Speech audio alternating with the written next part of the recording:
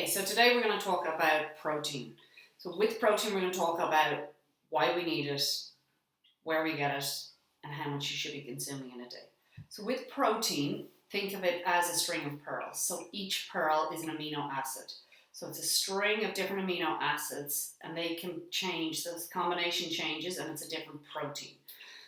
So with amino acids, there's 22 different amino acids, and 8 of them are essential, which means that you can't make them in the human body. You have to get them through your diet.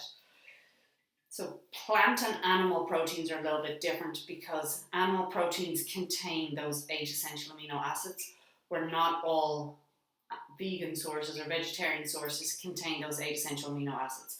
And that's the difference between animal protein and plant protein. So if you are eating a plant-based diet, you need to make sure you're getting your 8 essential amino acids throughout the day. So what does protein do for the body? Protein provides the body with the building blocks it needs. So if you're training a lot, if you're stressed, if you're anyway tired, it could mean that you're low in protein. But it just means your body needs you to make sure that you're consuming enough protein so that it can repair, recover, and rebuild, essentially. So when it comes to protein, it's really important to make sure that you're eating it throughout the day.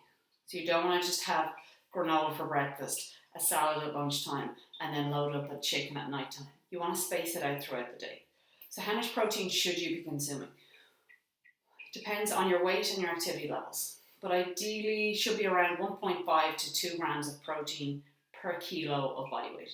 So if you weigh 55 kgs, you multiply it by 1.5 or 2 grams per kilogram.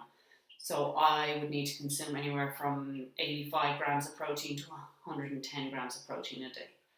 So you want to try and break that up throughout the day. So for breakfast, if you're to have granola, it's going to be pretty low in protein. If you're to have 3 eggs, it's going to be about 18 grams in protein. So let's say 20 grams of protein. If you're going to have a salad at lunchtime, try and make sure there's chicken or fish or something on top, that you're getting 25 grams of protein in that. And then dinner again is going to be something containing protein. So again, another 30 grams of protein at dinner. And then your snacks, you're going to bring that up as well. So 15 grams. So you're aiming for breakfast, lunch, and dinner to have about 20 to 30 grams of protein. Snacks, 5 to 10 grams. And then build up to having between, for me, 90 to 110 grams of protein a day. Okay? So you always want to make sure you've got a protein goal and that you're smashing it throughout the day. You don't want to leave it till nighttime and you're sitting there eating 3 chicken breasts trying to get all your protein in. Not fun. So if you're having porridge, if you're having oats, something like that, try and make sure you've got nuts, seeds, and maybe some protein powder thrown in there. You can even scramble the white of an egg into it to get your protein up. Just play around with it. But you always want to make sure that you've got some goal you're aiming towards. If you sort out your protein intake, then you'll sort out your carbs and your fat after that. But protein should be your main staple. Protein also doesn't affect your blood sugar because there's no sugar in protein. Okay, so it keeps your blood sugar balanced. Protein also takes the longest to leave your stomach. So if you were to consume a Mars bar, it's going to take literally less than 2 hours to get out of your system, to get out of your stomach into your bloodstream and circulate around the body. Protein can take anywhere up to 6 hours to get through your digestive system. So what that means is you feel fuller for longer. So if you're eating protein with each meal, you're going to feel fuller for longer, you're going to crave less carbs, and the chances are you're going to eat less calories.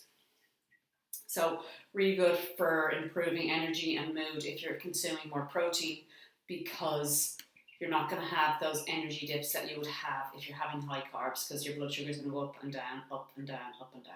So what I want you to take away from this is the amount of protein that you as an individual should be eating. If you are training a lot, you should be eating between 1.5 to 2 grams of protein per kilo of body weight. So just multiply your body weight by 1.5, multiply your body weight by 2 grams, and you're aiming to work in between that. That's pretty much it. Any questions?